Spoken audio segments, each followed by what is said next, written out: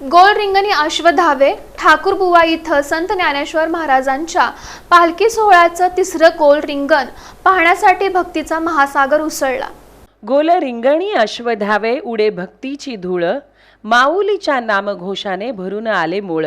या भावस्पर्शी अभंगाप्रमाणे संत ज्ञानेश्वर महाराजांच्या पालखी सोहळ्याचे ठाकूरबुवा येथे पार पडलेल्या तिसऱ्या गोल रिंगणाने संपूर्ण परिसर भक्तिरसाने न्हाऊन निघाला होता।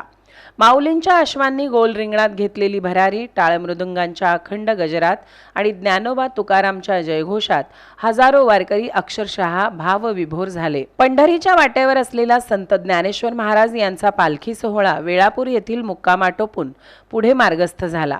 आज पहाटेपासूनच आकाशात ढगांची गर्दी आणि अधूनमधून पावसांच्या सरी घेत हा सोहळा 8:30च्या सुमारास ठाकूरबुवा येथे दाखल झाला। रिंगणाच्या ठिकाणी माऊलींच्या अश्वांनी व दिंड्यांनी प्रथम प्रदक्षिणा पूर्ण केली। यानंतर चोपदारांनी रिंगण सोहळा लावून घेताच माऊलींच्या अश्वांनी वेगवान धाव घेतली।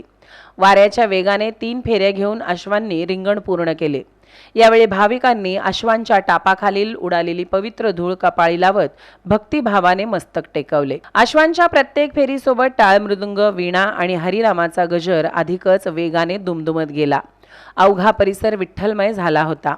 रिंगण सोहळ्यानंतर पालखीने पुढील मार्गक्रमण सुरू केले। रस्त्याच्या दुतर्फा उभ्या असलेल्या भाविकांनी माऊलींच्या पालखीचे दर्शन घेत पुष्पवृष्टी केली। दिंड्यांमधील वारकरी अभंग, भजन आणि हरिनामाच्या अखंड गजरात पुढे सरकत होते। शिस्त, समर्पण आणि भक्तीचा अनोखा संगम यावेळी सोहळ्यात अनुभवायला मिळाला। संत ज्ञानेश्वर महाराजांच्या पालखी सोहळ्यातील ठाकूरबुवा येथील हे तिसरे गोल रिंगण वारकरी संप्रदायाच्या श्रद्धा, भक्ती आणि परंपरेचे जिवंत दर्शन घडवणारे ठरले।